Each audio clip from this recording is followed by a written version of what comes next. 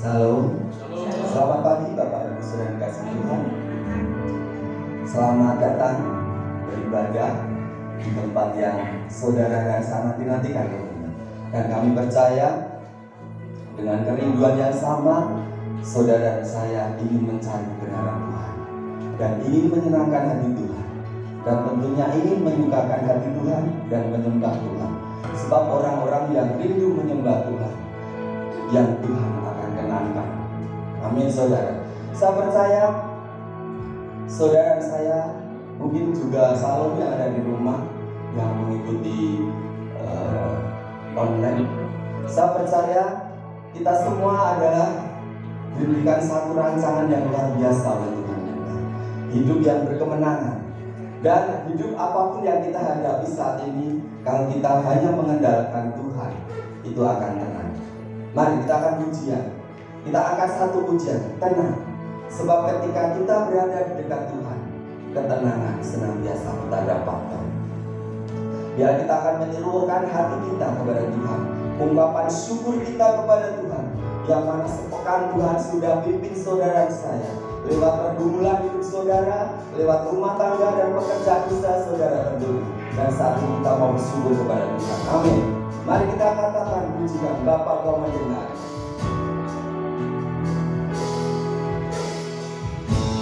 Bapa Kau mendengar seruan hatiku, tak pernah Kau lepaskan dari kasih-Mu. Amin. Lewat Kau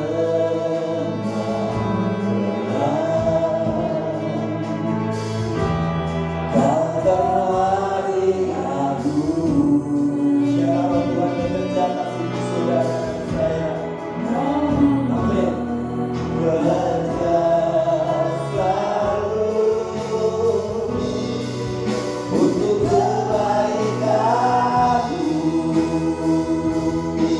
Katakan bersama, mengalir kuasa Tuhan, mengalir kuasa dari tempat mana ini.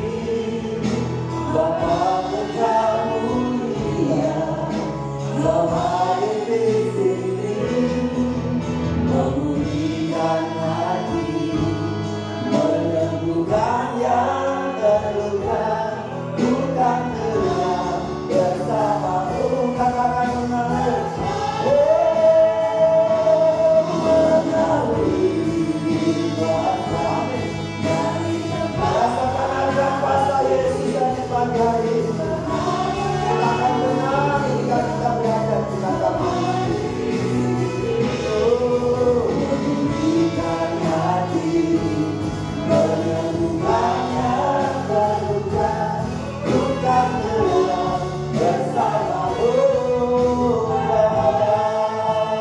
Kami hendak jemaat berdiri. Kita imani pujian ini. Bapa Kami mau mendengarkan segala berita. Bapa Kau ungkapkan seruan hati saudara saat ini, sebab Bapa akan mendengar setiap pujian dan penyembahan saudara. Tak pernah Kau lepaskan. Amin. Dari kasih-Mu.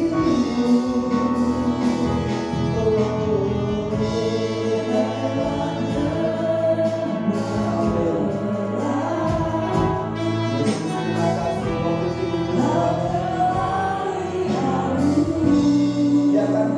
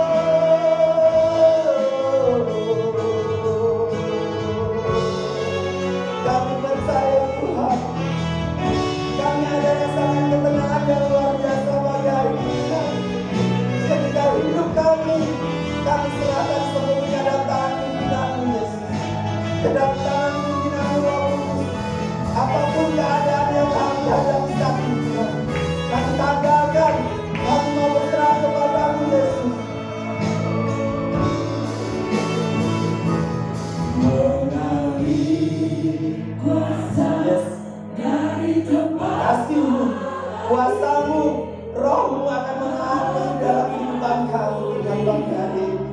Sebab Engkau Bapa yang mulia, memulihkan hati, menyembuhkan yang terluka, ku tak tenang bersamamu.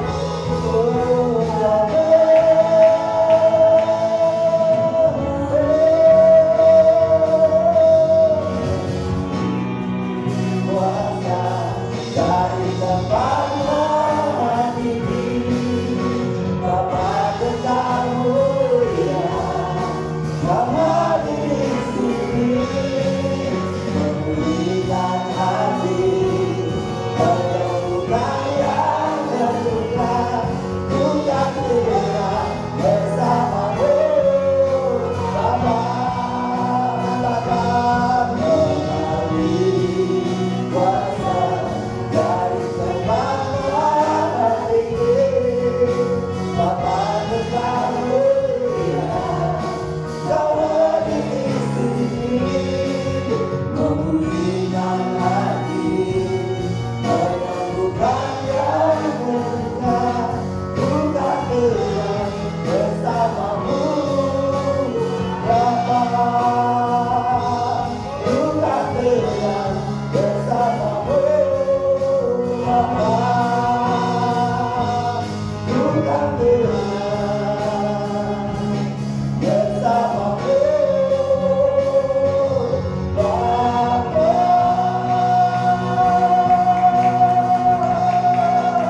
kami tetap haleluya. Kau Bapa yang baik, katakan Yesus Bapa yang baik, Yesus Bapa yang setia. Haleluya, Kau layak semua pujian kemuliaan bagi Kau Tuhan.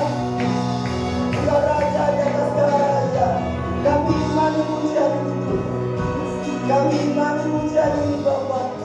Kami tenang ketika kami bersama-sama dengan Engkau Yesus. Ada satu pengharapan, ada satu sukacita, ada satu pemulihan, ada satu perubahan yang luar biasa dalam hidup kami Tuhan. Ketika kami benar-benar meletakkan hidup kami supaya berkenan kepada-Mu Yesus. Haleluya, kami mau bersyukur Tuhan buat kasih setia-Mu, buat penyertaan-Mu sepanjang hidup kami hingga saat ini Bapa. Kami ingin perkenanan-Mu saja Tuhan, itu yang penting bagi kami Tuhan. Mengalir kuasa dari tempat maha tinggi, amin. Bapa kekal mulia, Kau hadir di sini, memulihkan hati kami yang hancur Tuhan.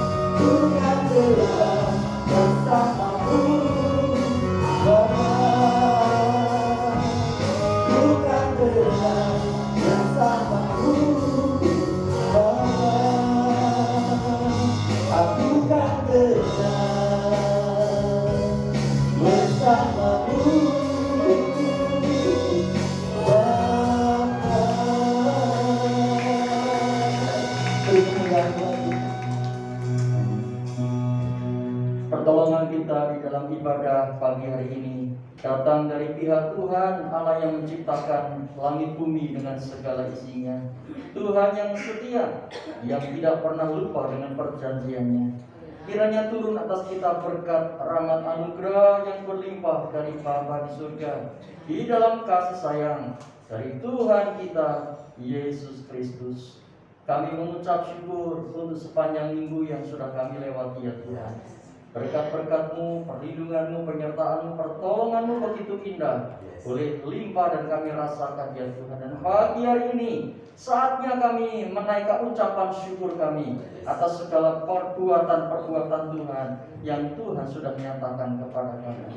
Terima kasih karena pada pagi hari ini juga Tuhan menyediakan berkat yang baru bagi kami. Kami siap untuk menerima dan menyambutnya.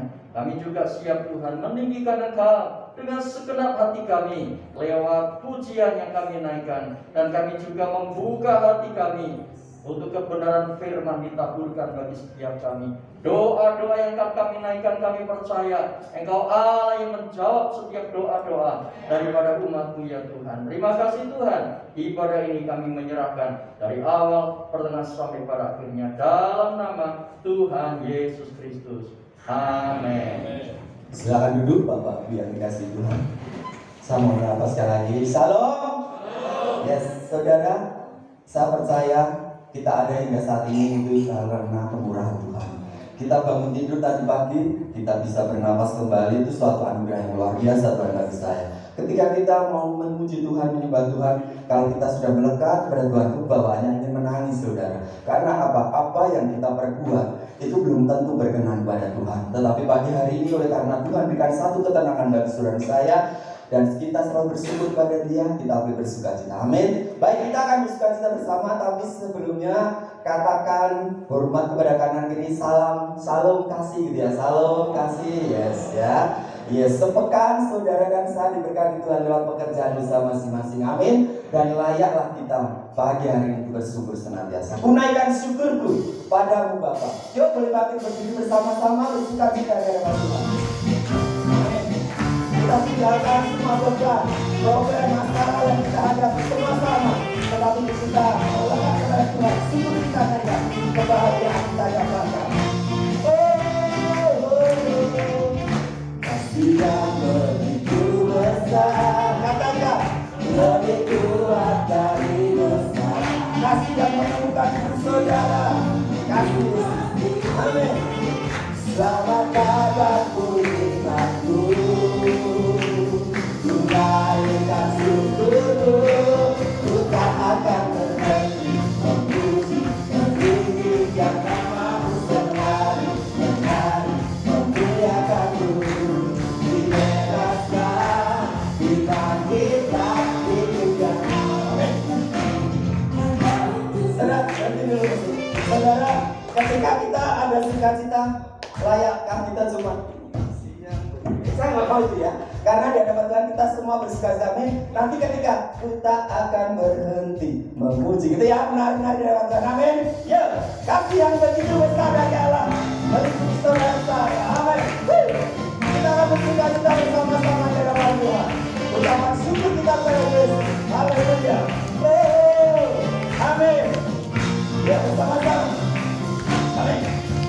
Kasih yang begitu besar, amin, lebih kuat dari besar, ya.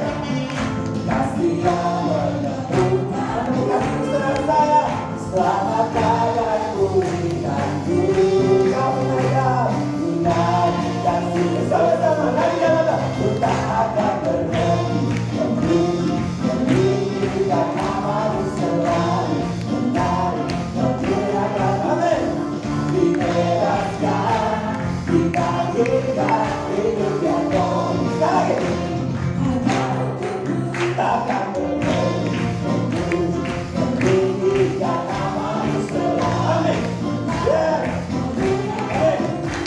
Dibebaskan, dibangkitkan, hidup yang baru. Nanti hanya untukmu. Haleluya. Luar biasa lagi, amin. Sukacita Dia berikan, keselamatan Dia janjikan, pengampunan Dia berikan, amin.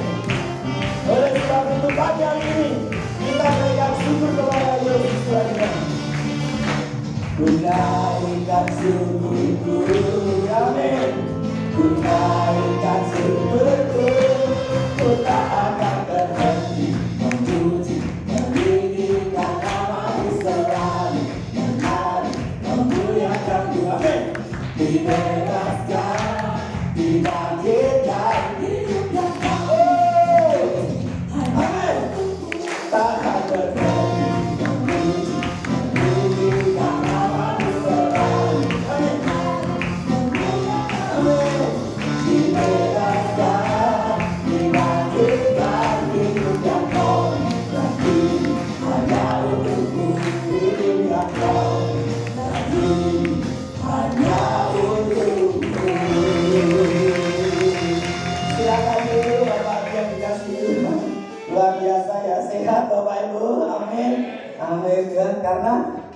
obat yang manjur itu ketika kita memuji Tuhan. Amin. Dan apapun yang ada dalam kita kalau kita memuji Tuhan itu rasanya plong loh saudara. Benar. Amin ya. Saya akan bacakan warta jemaat minggu hari ini tanggal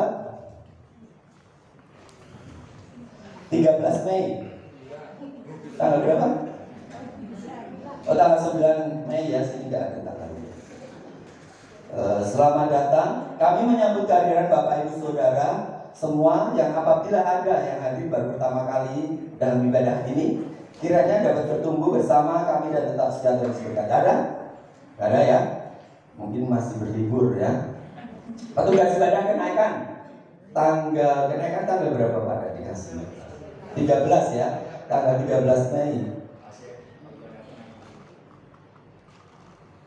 Oh, di sini asal baca yang lebih dekat ini. Ya, diberitahukan kepada semua jemaat bahwa pada hari Kamis tanggal 13 Mei 2021 jam 7 WIB akan diadakan ibadah raya bersama untuk memperingati hari kenaikan Isa Al-Masih. Adapun yang bertugas WL-nya Bapak Krisino, singers Ibu Umi dan Ibu Yanto, penyambut jemaat Bapak Ibu Julius Budiono, pembawa firman Bapak Pendeta Budi Jihartono. Ya.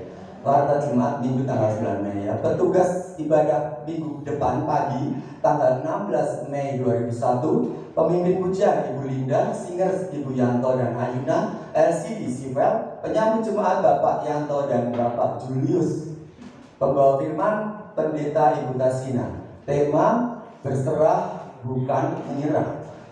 Petugas minggu sore tanggal 16 Mei, pemimpin pujian Bapak Rudi Ferdian, singers Jessica dan Joshi, LCD Ibu Anita, penyambut jemaat Bapak Sartono, pembawa firman Pendeta Muda Kriseno.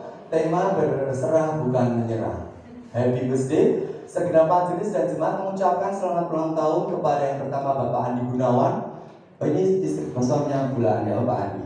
Tanggal 5 Mei, Ibu Ho Xiao Chen atau Ibu Halen tanggal 8 Mei, 6 Mei. Kiranya Tuhan Yesus memberkati dengan keberhasilan, kekuatan, kesetiaan dan berkat yang luar biasa. Amin ya. Maaf biasa kalau jauh itu kok matanya. Tapi sahabat saya, Tuhan mengasihi saya dan tentunya mengasihi saudara. Saudara dikasihi Tuhan, apa sih tujuan hidup saudara saya di akhir-akhir ini? Tentunya ingin menyenangkan hati Tuhan ya. Kalau cuma makan, minum, pakaian, rumah, mobil semua sudah ya. Tapi itu tidak ada artinya kalau kita tidak dikenal Tuhan. Amin. Saya percaya bahwa tujuan hidup kita yaitu ingin menjadi berkat, ingin berdampak ketika kita berada di situ. Dampak yang kita munculkan ya melalui firman Tuhan. Saudara, kita akan belajar pujian yang baru. Kenapa saya selalu membawakan pujian-pujian baru? Karena apa ya? Saya itu selain suka menyanyi, pujian itu kalau kita gali lagi itu semua tertera di dalam kitab suci, saudara. Ya, dan bukankah firman Tuhan di Roma mengatakan nyanyikanlah nyanyian baru untuk Tuhan. Amin. Jadi perbendaharaan lagu itu luar biasa. Ketika apapun yang masalah kita hadapi, kalau kita mengenal, oh ada pujian ini tuh enak gitu rasanya. Benar saudara, saya rasakan. Tapi juga tidak boleh meninggalkan pujian yang lama. Pujian yang lama pun juga enak saudara, ketika kita nyanyikan dengan sungguh iman kita. Mari kita belajar tujuan hidupku Tuhan. Tujuan hidup kita biar dipimpin oleh Tuhan. Tujuan hidup kita biar dipimpin oleh Roh Kudus. Setiap pimpinan Tuhan dan Roh Kudus itu yang berkenan. Haleluya. Mari kita akan belajar bersama pujian ini.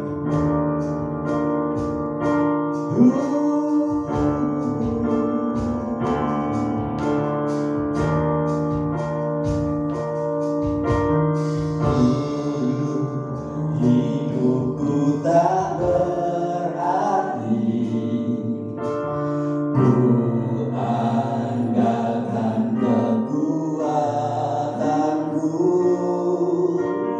namun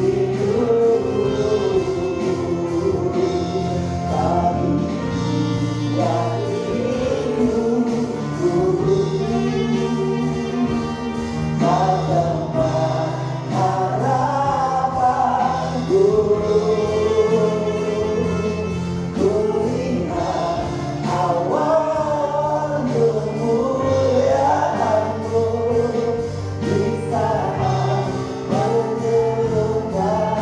Kami dari kami berdiri dengan iman. Kita akan pujikan.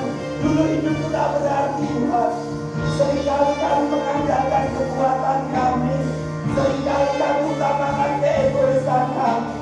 Tetapi sejak kami mengenal kasih-Mu Bapa, kami tahu arti hidup kami yang sebenarnya Tuhan. Hidup yang berkenan di hadapan Engkau. Hidup yang mau dipimpin oleh Saudara Firman Kudus. Kita nyatakan, dulu hidupku tak berarti.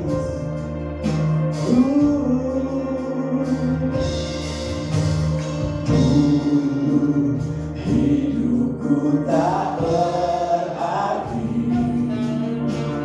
Ku andalkan kekuatanku, amin. Namun sejak ku mengenal-Mu, Kau ubah segalanya. Melewati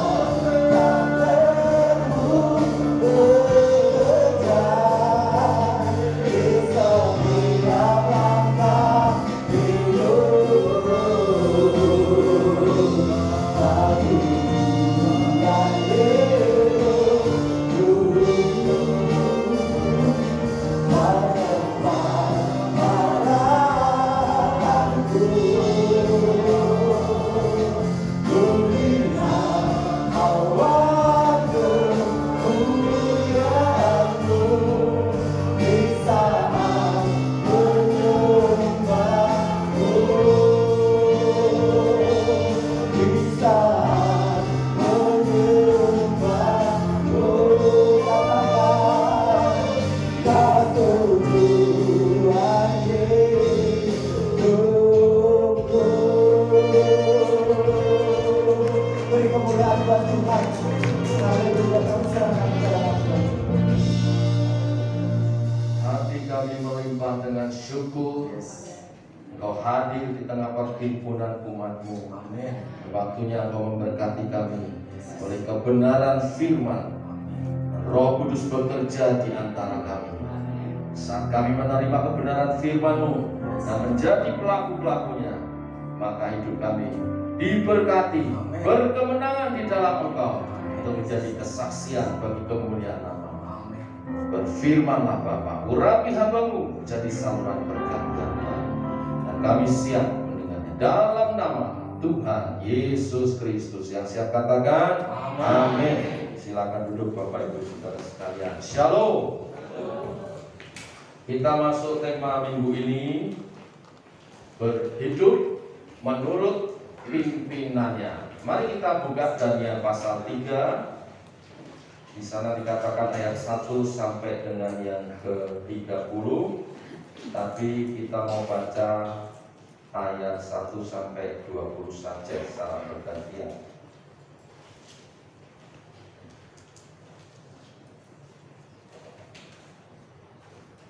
Sudah mendapat? Kalau sudah mendapat, kita baca bergantian ayat 1 sampai 20. Saya lebih dahulu, nanti Bapak Ibu ayat 2 bersama-sama, bergantian sampai ayat 20. Raja Nebukadnezar membuat sebuah patung emas yang tingginya 60 hasta dan lebarnya 6 hasta, yang didirikannya di dataran Dura di wilayah Babel. Lalu Raja Nebukadnezar menyuruh orang mengumpulkan para wakil raja, para penguasa, para bupati, para penasihat negara, para bendahara, para hakim, para ahli dan semua kepala daerah untuk menghadiri penghabisan patung yang telah didirikannya itu. Lalu berkumpullah para wakil raja, para penguasa, para bupati, para penasihat negeri, para bendahara, para hakim, para ahli hukum, dan semua kepala daerah untuk menghadiri pentahbisan patung yang telah didirikan Raja Nebukadnezar itu. Dan berserulah seorang tentara dengan suaranya, beginilah yang dititahkan kepadamu, hai orang-orang dari segala bangsa, suku bangsa, dan bahasa. Demi kamu mendengar bunyi sangkakala, seruling, kecapi, rebab, gambus, sedang, dan berbagai jenis bunyi-bunyian, maka haruslah kamu sujud menyembah patung yang telah didirikan Raja Nebukadnezar itu. Siapa yang tidak sujud menyembah akan dicampakkan, seperti itu juga dalam bagian.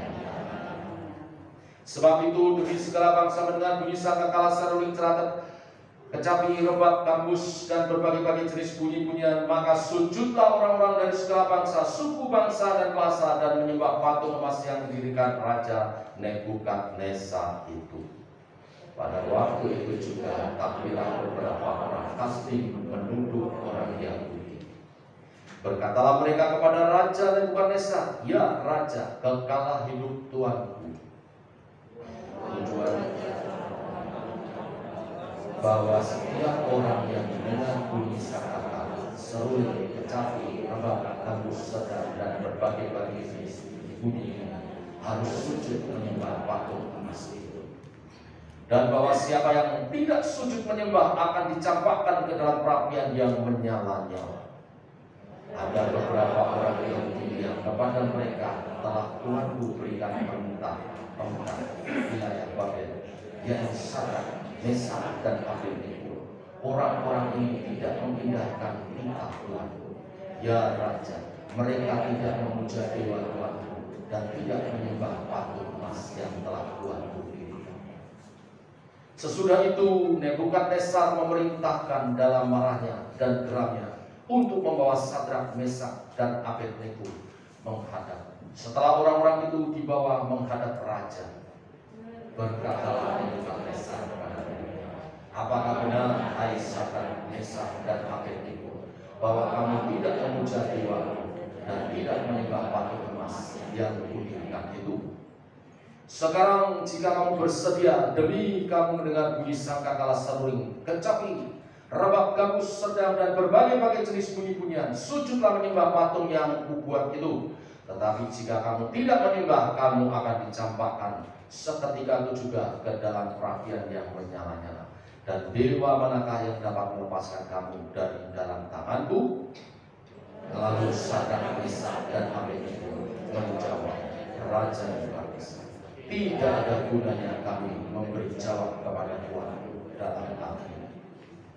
Jika Allah kami yang kami puja sanggup melepaskan kami, maka Ia akan melepaskan kami dari perapian yang menyala-nyala itu dan dari dalam tanganmu, ya Raja. Tetapi seandainya tidak, hendaklah Tuanku mengetahui, ya Raja, bahwa kami tidak akan memuja dewa-dewamu dan tidak akan menyembah patung emas yang Tuanku dirikan itu. Maka meluaplah kegeraman Nebukadnezar, air mukanya berubah terhadap Sadrak, Mesak, dan Abednego. Lalu diperintahkannya supaya perapian itu dibuat 7 kali lebih panas dari yang biasa. Kepada beberapa orang yang sangat kuat dari tentara dititahkannya untuk mengikat Sadrak, Mesak, dan Abednego dan mencampakkan mereka ke dalam perapian yang menyala. Amin. Bapak, Ibu, saudara sekalian, hidup menurut pimpinannya. Sorry, saya ketinggalan.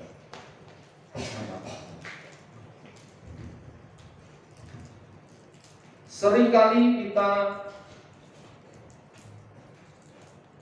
berpikir kalau kita hidup menurut pimpinan Tuhan, maka kehidupan kita juga akan dalam keadaan yang sukses, baik-baik saja, aman, dan penuh dengan berkat-berkatnya.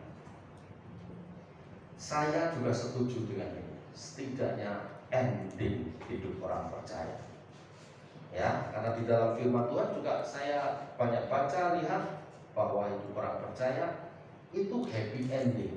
Ada amin? Aminnya orang ragu-ragu nih, tidak mau gimana? Kalau saya mau happy ending, ya. Nah, tetapi bagaimana bila saat kita menurut pimpinan Tuhan justru diperhadapkan dengan tantangan dapur api atau gua singa? Nanti dibaca di Daniel pasal 6, peristiwanya hampir mirip-mirip sama, tetapi Daniel tidak dibakar tapi dimasukkan di gua singa. Apakah kita masih mau menurut? Hari ini kita belajar dari kawan-kawannya Daniel, ya, bagaimana tetap menurut pimpinan Tuhan walaupun ada tantangan. Pak, kan kita nggak ngalami tantangan kayak zaman dulu. Kita nggak dipaksa pemerintah menyembah berhala. Dan tidak ada zaman Nabi dihukum dengan dapur api. Dapur api menggambarkan situasi di mana ketika kita menjalankan perintah Allah, pimpinan Tuhan di sini apa sih Bapak Ibu Saudara bagi umat Tuhan? Sejak Tuhan memanggil umat Tuhan keluar dari Mesir dalam pimpinan Musa, satu, pimpinan Tuhan itu dinyatakan melalui perintahnya untuk supaya umat Tuhan itu beribadah. Jadi menurut pimpinan Tuhan itu sama dengan hidup yang beribadah kepada Tuhan. Dapur api digambarkan situasi di mana ketika kita beribadah kepada Tuhan, kita menurut pimpinan Tuhan, tetapi kita mengalami ancaman, bahkan ancamannya itu adalah kebinasaan dalam arti nyawa kita. Ya, ada tantangan di sana. Lalu aplikasinya untuk zaman sekarang apa? Ya, cocoknya apa untuk zaman sekarang? Kita tidak mengalami aniaya, kita tidak dipaksa untuk menyembah patung, ya. Lalu apa ancamannya? Ancamannya kalau saya boleh terapkan di zaman sekarang ini ya COVID-19, ya. Karena sejak masa pandemi banyak orang takut beribadah karena taruhannya nyawa. Nanti kalau ketularan bagaimana?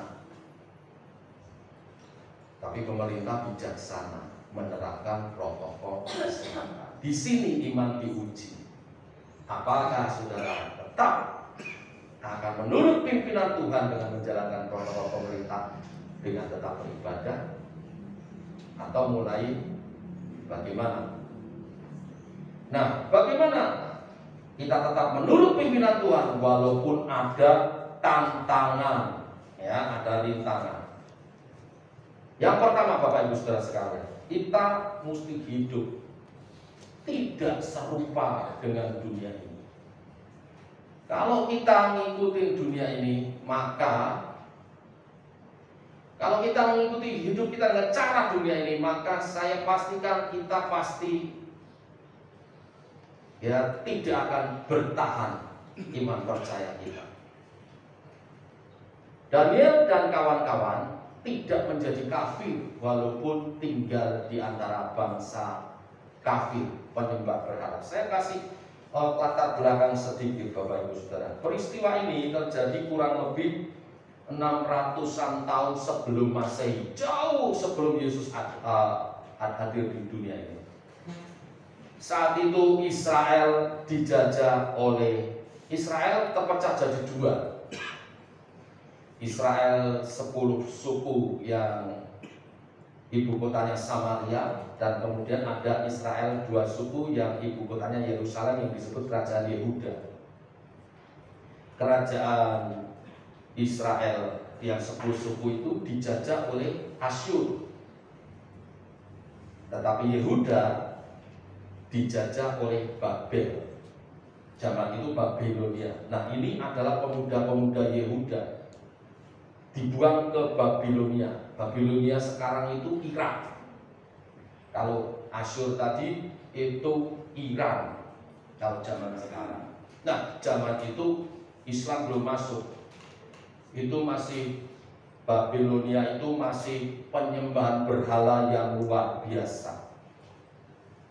Di Babilonia itu tercatat lebih dari 2.500 dewa-dewi yang dibentuk dalam berhala-berhala. Jadi banyak sekali dewa-dewa waktu itu, dan mereka memang hidup menyembah berhala. Tapi kalau kita baca kitab Daniel, dari sejak mereka ditangkap dan dibawa ke pembuangan, mereka menjaga tetap hidupnya bagi Tuhan. Ya, mereka tidak menjadi kafir walaupun di tengah bangsa yang kafir. Mereka tidak menjadi serupa dengan dunia. Walaupun ada upaya-upaya untuk penjajah itu bagaimana melunturkan iman daripada mereka ini. Baik Asyur maupun Babel itu punya pola. Kalau menjajah, ya, mereka itu lalu ambil anak-anak mudanya dan bapak-bapaknya, pria-prianya, lalu dibuang ke beberapa daerah, dibuang ke negara-negara yang lain yang dikalahkan juga sama mereka. Nah, karena dibuangnya gerombol-gerombol gitu, maka diangkat bupati-bupati dari antara mereka sendiri, penguasa-penguasa dari antara mereka. Nah, di situ disebut Sadrak, Mesak, Abednego itu dipilih lalu diberi kuasa. Sebetulnya yang memimpin orang Israel sendiri, tapi di daerah Babilonia. Nama mereka diganti. Aslinya bukan Sadrak, Mesak, Abednego. Daniel juga diganti. Ini dalam upaya untuk mengkafirkan sebetulnya. Tujuannya supaya apa? Lupa sama negara asal dan lupa kepercayaan imannya. Dikasih nama baru. Nama Daniel diganti Beltsasar. Daniel itu artinya adalah Allah adalah hakimku. Bagus ya. Yahweh adalah hakimku. Diganti dengan Beltsasar yang artinya semoga Dewa Bel melindungi. Dibuang nama yang lama, diganti yang baru supaya lupa sama kepercayaan. Ada upaya-upaya itu. Ya, Hanaya diganti menjadi Sadrak. Ya, Hanaya itu artinya Yahweh pemberi anugerah. Allah pemberi anugerah. Bagus ya. Lalu diganti dengan nama Sadrak. Nah, kata Sadrak itu artinya ya kuasa dari dewa aku. Loh, kok dari dewa aku? Aku, kata Sadrak belakangnya AKH itu singkatan dari aku, tambah aku itu jadi dewa aku. Jadi artinya kuasa dari dewa aku diganti semua. Ya, kita suka ada yang namanya Sadrak di sini. Banyak tidak tahu ya, kelihatan keren, padahal itu nama dewa. Ya. Lalu Misael diganti dengan Mesak. Ya, ada juga yang suka pakai nama Mesak. Ini juga artinya ya siapa seperti dewa aku. Kata Misael sendiri sebetulnya artinya siapa seperti Allah. Tidak ada yang seperti Allah. Wah, luar biasa. Tapi diganti siapa yang seperti dewa aku.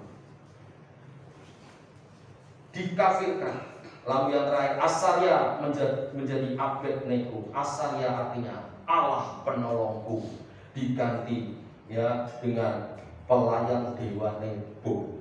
Ya, kata Abednego itu artinya pelayan dewa Nebo. Saudara lihat di sini ada upaya-upaya yang apa istilah sekarang masif untuk mengkafirkan mereka. Tetapi walaupun namanya dikafirkan, tapi kehidupan mereka tidak berubah. Apa artinya? Artinya nama memang penting. Saya setuju nama penting. Apalagi budaya-budaya tertentu, budaya orang Timur itu nama penting.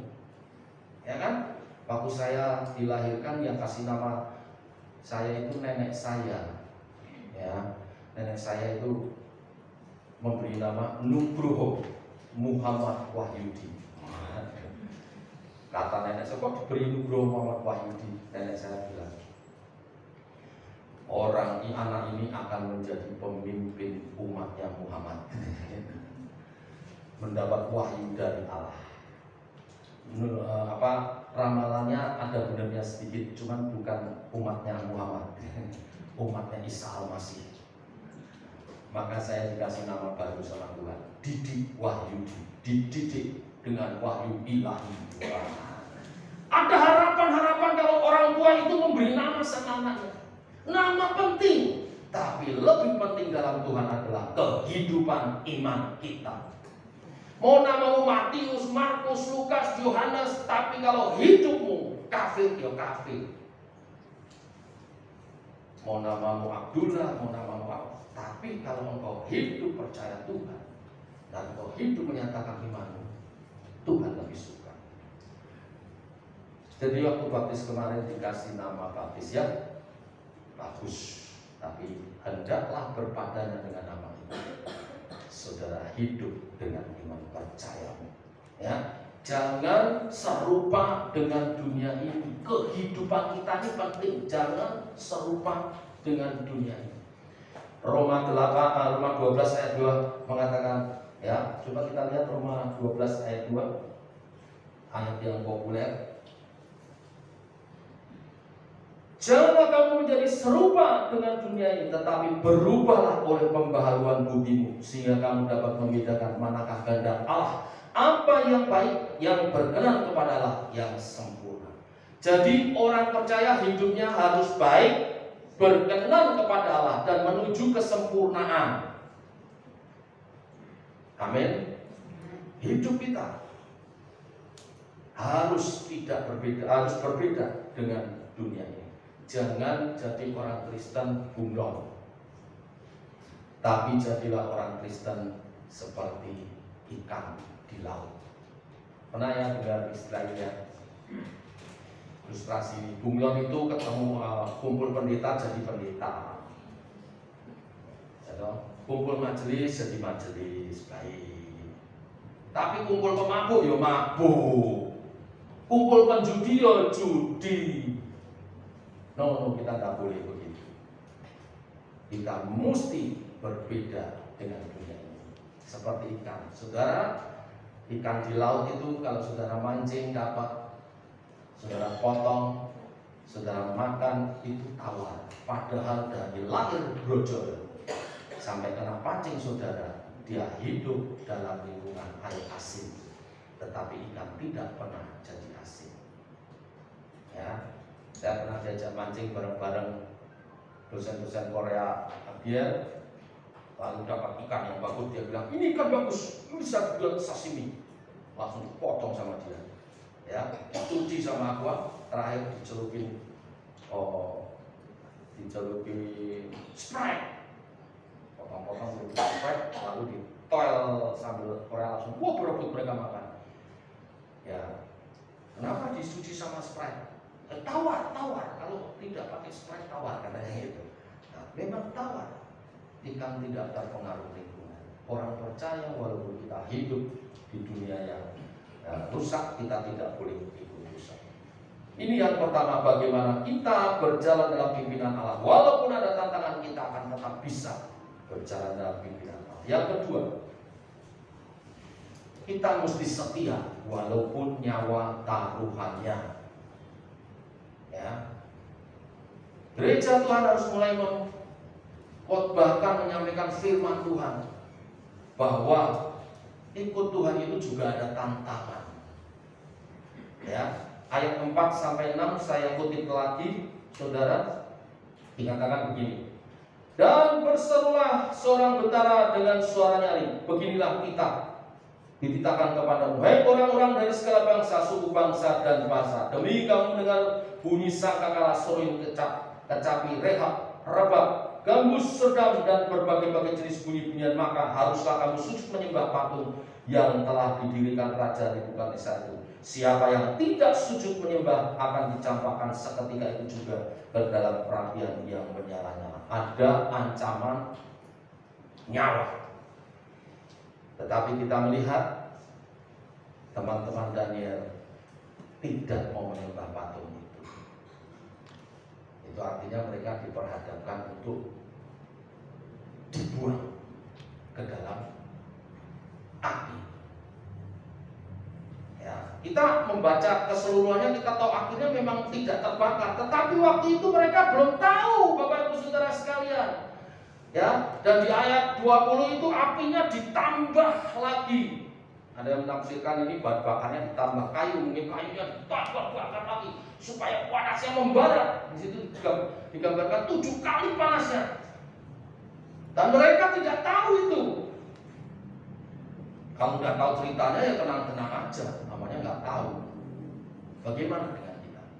Saya mau kasih tahu Bapak Ibu, dalam sejarah gereja dicatat 300 tahun pertama gereja tidak lepas dari aniaya. Coba kita lihat Ibrani 11 ayat 37. Boleh dimunculkan Ibrani 11 ayat 31. Oh ya betul. Mereka 37. Mereka dilempari. Kita baca sama-sama yuk saudara biar yakin gitu ya. Ini yang terjadi di gereja mula-mula. 23. Mereka dilempari, digergaji, dibunuh dengan pedang. Mereka mengembara dengan berpakaian kulit domba dan kulit kambing sambil menderita kekurangan, kesesakan dan siksaan dan seterusnya. Ini gambaran gereja Tuhan mula-mula. Jarang dikhotbahkan lagi, tapi harus diingatkan bahwa ikut Tuhan itu juga ada tantangan. Boleh kembali ke slide-nya. Dilempari, digergaji, dibunuh, dipotong pakai pedang. Zaman kekaisaran Romawi, 10 kaisar Roma yang pertama itu kejam semua. Dan yang paling kejam kita kenal sampai sekarang, namanya Kaisar Nero. Kaisar Nero ini kebiasaannya ya membakar hidup-hidup orang-orang Kristen. Dan kapan dibakarnya? Biasanya kalau dia mau pesta. Kalau mau pesta kan butuh obor yang terang. Itu dibikin obor hidup. Orang-orang Kristen yang dipenjara diambilin, diikat, dibakar hidup-hidup. Sambil mereka dibakar hidup-hidup, orang-orang Romawi ini pesta. Apalagi ya, lalu sambil siangnya orang-orang Kristen itu diadu sama binatang-binatang sampai mati, sama singa, sama beruang sampai mati. Jadi gladiator lawan binatang. Yang mengerikan lagi, dia kerap kali juga melakukan sula. Apa itu sula? Sula itu maaf ya, dari lubang pantat ditusuk. kayu sampai tembus leher. Itu terjadi sejarah. Orang-orang percaya gereja zaman sekarang dinabubukan, tidak mau khotbah tentang penderitaan, tidak populer, orang maunya suka-suka. Tapi ingat, kita tinggalkan. Menjelang akhir zaman nanti juga akan ada aniaya. Ya, Matius 24 ayat 21. Aniayanya seperti yang belum pernah terjadi. Apa yang sudah pernah terjadi? Orang Kristen dibakar sudah pernah terjadi, nanti lebih hebat dari itu. Orang Kristen diadu sama binatang, nanti lebih hebat dari itu. Orang Kristen disulah, nanti lebih hebat dari itu. Bahkan kita tidak ngalamin itu. Amin, semoga demikian. Ya, ketika sangkakala berbunyi, pastikan saudara terangkat. Kalau hidup zaman antikris, sungguh sangat ngeri.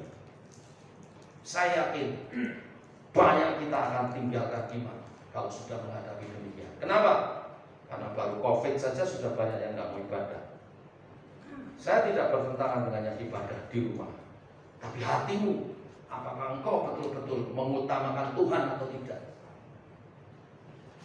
Ya, ibadah di rumah pun tidak masalah kalau memang hatimu mengasihi Tuhan. Ya, tapi kasih itu mesti dibuktikan. Cinta itu mesti dibuktikan. Saya mau tanya, saudara mengasihi Tuhan?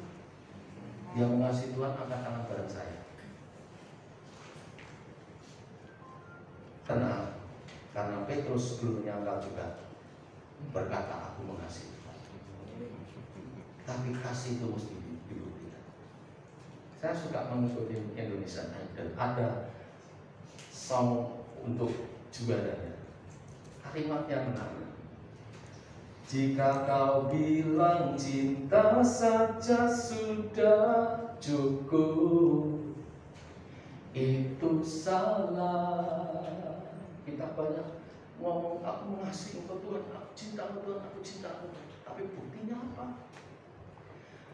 Jika kau pikir sayang juga sudah cukup, kau keliru.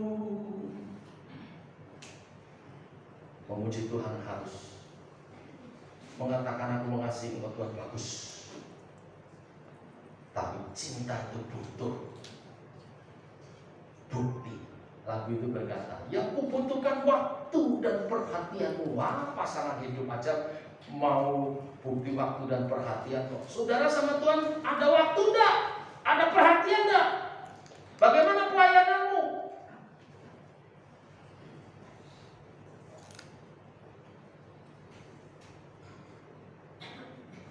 Ada satu buku, The Vows of Martyr. Ini buku bercerita tentang martir-martir yang mati dari sejak zaman Rasul sampai tahun 2000. Di dalam buku ini ada kisah nyata. Ya, 2 orang perempuan di China diinjili terima Yesus. Waktu itu komunis masih sangat kuat sekali. Mereka ditangkap, pendetanya yang menginjili juga ditangkap, lalu mau dihukum mati. Waktu mau dihukum mati, komandan yang mau hukum mati itu bilang, yang 2 pasti dihukum mati, tapi buat pendeta masih ada jalan keluar kalau mau. Kalau setuju, kau akan dibebaskan asal engkau yang menembak 2 wanita ini. Parahnya pendetanya setuju, saudara. Lalu senapan diberikan ke pendeta itu. Sebelum ditembak, wanita-wanita ini berkata, pendeta, kami percaya Yesus karena Injil yang pendeta berikan. Dari tangan pendeta, kami menerima perjamuan kudus. Tangan pendeta juga lah yang menuntun kami dibaptis di sungai. Kalau hari ini tangan pendeta juga yang menarik oleh Plato, kami rela. Tapi pendeta, bertobatlah karena Tuhan mengasihi pendeta. Pendeta ini nggak tahu, tembak. Mati.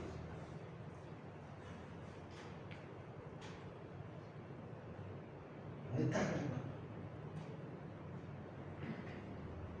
Itu bukan zaman rasul-rasul, zaman modern. Di Indonesia pernah ada kesaksian yang sama, mirip-mirip. Ya, mungkin kejadiannya di daerah Sulawesi, di Manado atau di mana, saya lupa. Saya pernah dengar kesaksiannya saja. Kisah nyata karena ditulis dalam buku traktat-traktat yang dikeluarkan oleh I3. I3 itu sekolah teologi yang menegakkan penginjilan di Malang. Dan hamba Tuhan yang mengalami itu mensaksikan kesaksiannya yang kemudian ditentukan. Judul bukunya itu Menyangkal Yesus atau Ditembak Mati. Satu hari ada ibadah semacam ini. Ya, zaman itu Indonesia komunis masih punya angin segar yang kuat. Tahu-tahu waktu ibadah ini masuk orang-orang komunis, tembak-tembak, dot, wah, bocah kacir ibadah. Separuh jemaat bisa lari, tapi pendeta pemain musik mungkin, dan beberapa jemaat tidak bisa sempat lari. Dan ada seorang anak sekolah masuk orang-orang komunis. Itu gambar siapa? Gambar Tuhan kami, Tuhan Yesus. Turunkan, batik, brak. Kalau tidak ludahi dan kencingin, kamu mati, tembak. Mana pemimpinnya? Pendeta dulu. Kamu ludahi kencingin, kalau tidak kami tembak. Pendeta meludahi dan kencing. Tapi sebelum pergi, nggak pergi, duduk dulu sih, berdiri dulu sih. Satu-satu majelis pun ngencing itu. Aktivis lain ngencing. Tapi anak sekolah minggu ambil itu foto Yesus. Tuhan, aku nggak mau, aku sayang Engkau. Fotonya dibersihin, dipeluk. Apa yang terjadi? Orang komunis itu bilang, kami datang mencari dukungan. Tapi bagaimana saya dapat dukungan orang-orang semacam kalian? Sama Tuhan kalian saja berkhianat toh, apalagi sama kami. Tembak satu dah.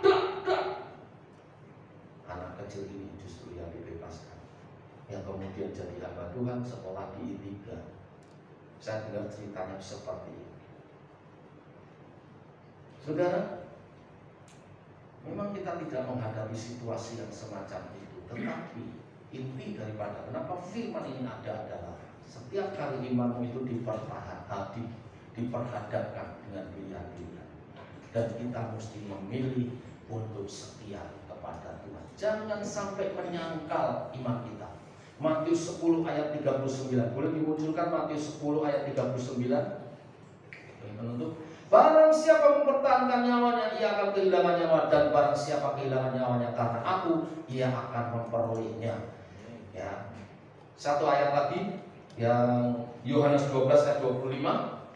Mirip-mirip, barang siapa mencintai nyawanya, ia akan kehilangan nyawanya, tetapi barang siapa tidak mencintai nyawanya di dunia ini, ia akan memeliharanya untuk hidup yang kekal. Ya. Yang ketiga, Bapak Ibu Saudara sekalian,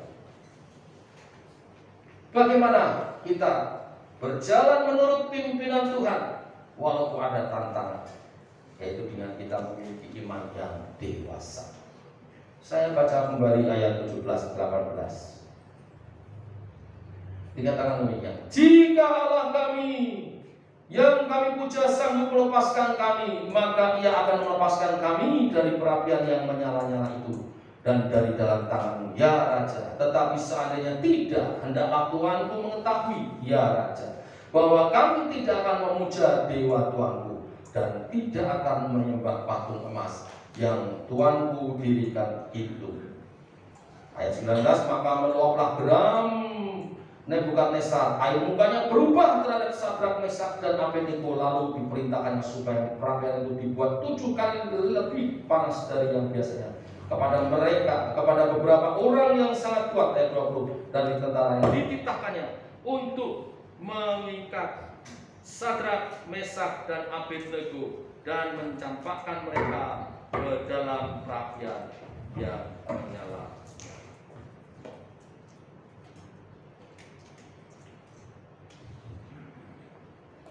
Saudara lihat di sini, resikonya adalah kematian.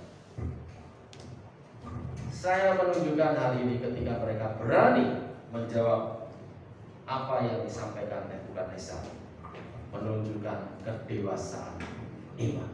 Ciri iman dewasa itu ditolong atau tidak ditolong Tuhan, tetap setia.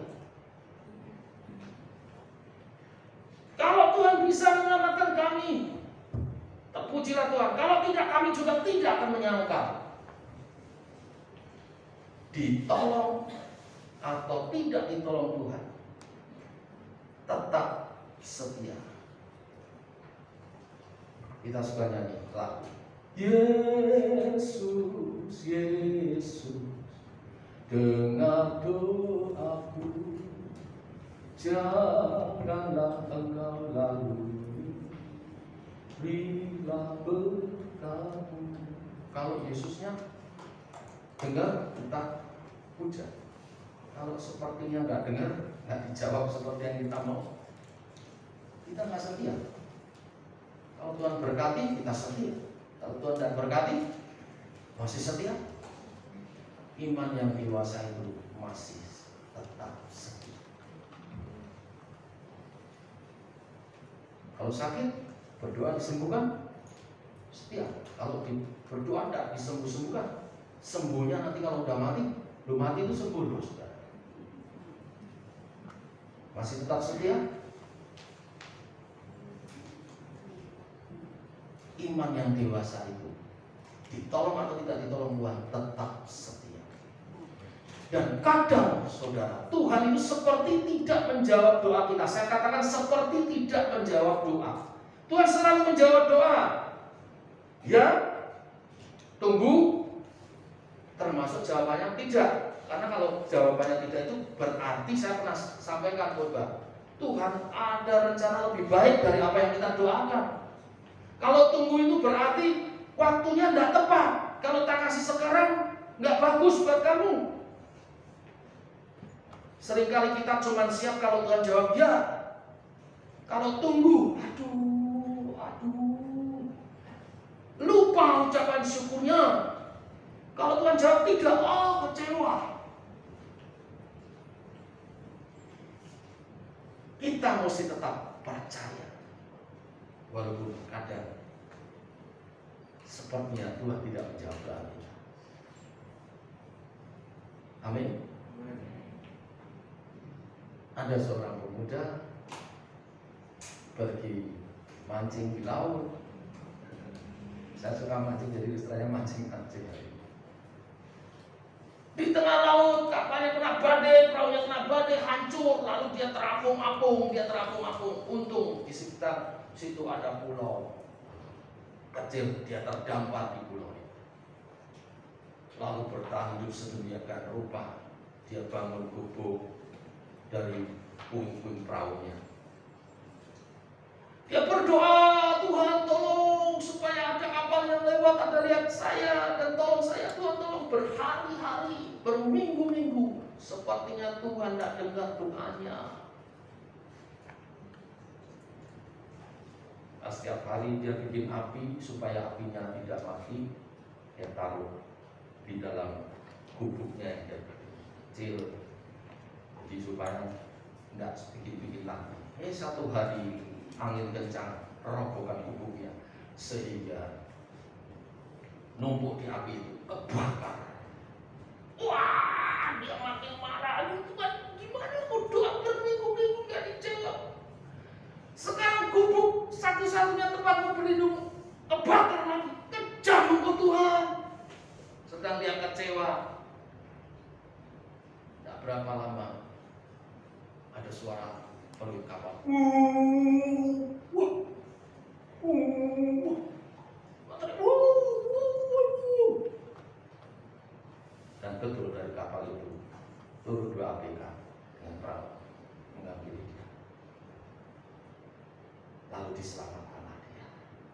dia ketemu kapten.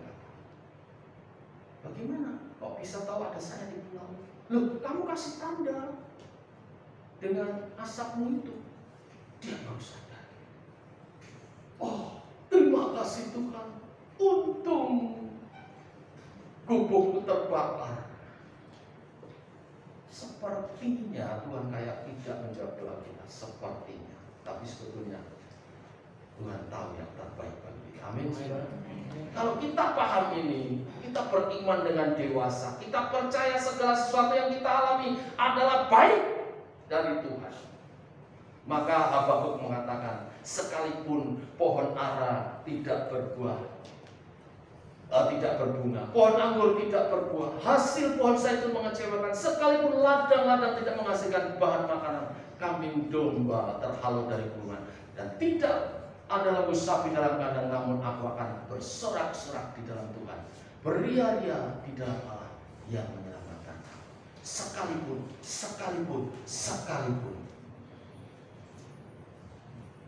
Ini iman yang dewasa, sekalipun. Ya. Iman yang dewasa adalah iman tanpa syarat. Biar kebenaran firman hari ini menguatkan iman kita dan mempersiapkan kita makin teguh di dalam Tuhan. Amin. Saya ajak saudara semua bangkit berdiri. Kita nyanyikan satu pujian. Ku tetapkan hatiku percaya. Ku tetapkan hatiku untuk percaya tanpa syarat, takkan goyah. Ku nyatakan imanku untuk setia. Senangkan hatiku.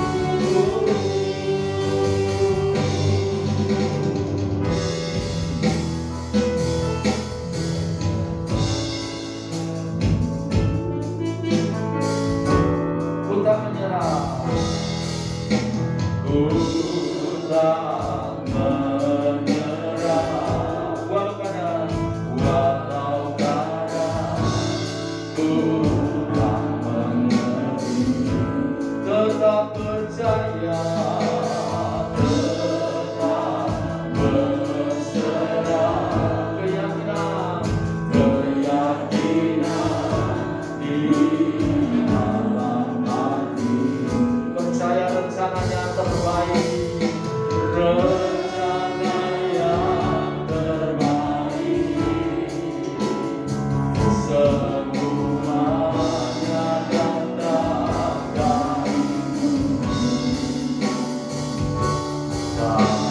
dari tanganmu, membunyikanku, menyatakan hatiku untuk percaya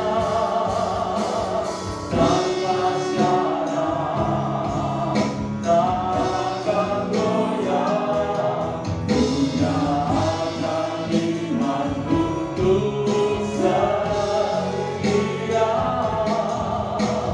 senangkan hatimu. Sekali lagi saudara, kita nyanyikan dari awal. Ku tak menyerah, ku tak menyerah, walau kadang ku tak mengerti, tetap berserah, tetap berserah, keyakinan di dalam hati, percaya rencananya terbaik, rencana yang terbaik, semuanya datang darimu, karena tanganmu memurnikanku, karena tanganmu memurnikanku, ku tetapkan hatiku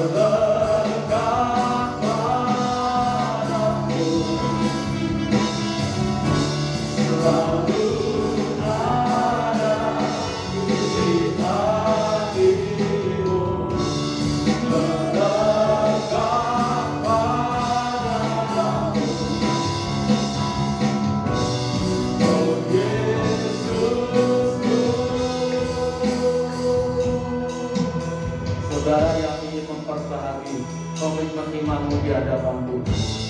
Angkat tangan kananmu, taruh tangan kiri di hatimu. Horapaya tesikita para manamaya kasih Tuhan, perbaharui komitmen iman kami di hadapan-Mu, supaya kami tidak lemah. Dan dengan pujian ini, dengan iman percaya, perbaharui dalam Tuhan. Oh, ku tetapkan hatiku untuk percaya tanpa syarat, takkan goyah, ku nyatakan imanku untuk setia. Serahkan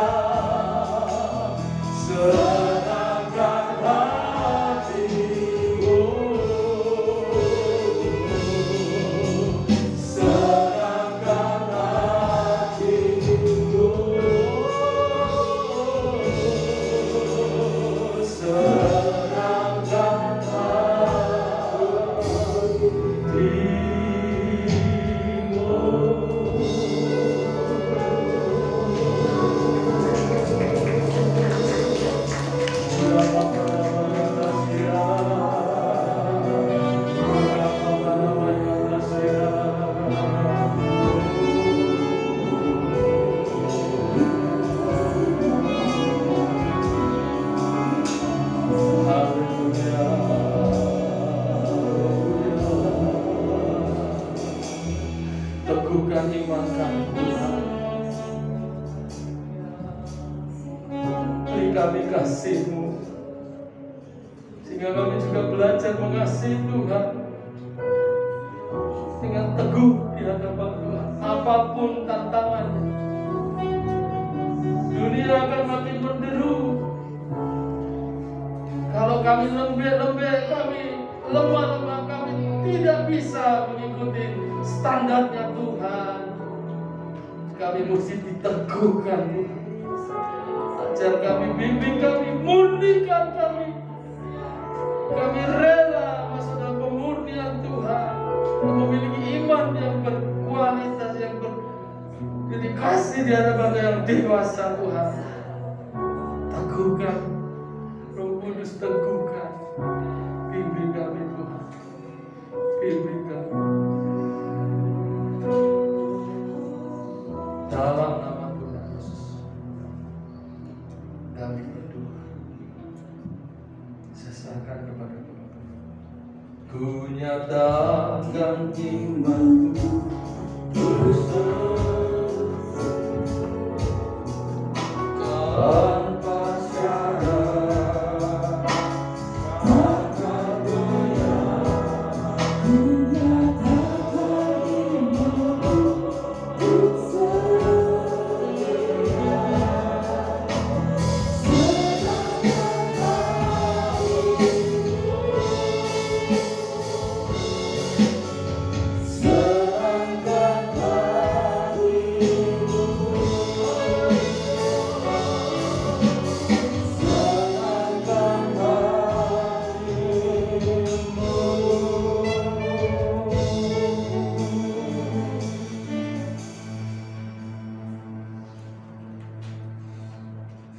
tahu Tuhan bahwa Engkau rindu untuk kami selalu menyerahkan hidup kami dalam pimpinan-Mu. Engkau tidak pernah memaksa, Engkau selalu menanti kami, memberi diri kami untuk dipimpin dengan Roh-Mu yang kudus. Sebab kami tahu dunia ini semakin gelap, dunia semakin jahat, dunia semakin kacau dan tidak menentu. Ada banyak orang kehilangan arah karena memang mereka tidak tahu tentang sebuah pimpinan. Tapi tidak demikian dengan kami. Engkau berjanji tidak meninggalkan kami sendiri, Engkau memberikan diri-Mu, Roh-Mu untuk menuntun kami. Itu sebabnya Tuhan, kami ingin menyerahkan diri kami dalam pimpinan-Mu setiap saat. Dalam segala perkara, dalam setiap situasi dan keadaan, dalam setiap pergumulan-pergumulan apapun, kami mau Tuhan Kau memimpin kami, Kau memimpin langkah kami, Kau memimpin akan jalan-jalan kehidupan kami Tuhan. Sebab kami tahu pimpinan-Mu itu akan membawa kami kepada sebuah rencana yang besar yang Kau sediakan. Kami tidak takut selama kami berada dalam pimpinan Tuhan, maka kami tidak akan sampai jatuh tergeletak. Sebab tangan Tuhan tersedia untuk senantiasa mengangkat kami. Pada kesempatan yang baik ini ya Tuhan, kami berdoa untuk kekasih-kekasih kami yang berulang tahun dalam minggu ini. Kami berdoa untuk Bapak Andi Gunawan yang Tuhan tambahkan usianya tanggal 5 Mei, bersyukur karena kelahirannya ada rencana Tuhan yang luar biasa.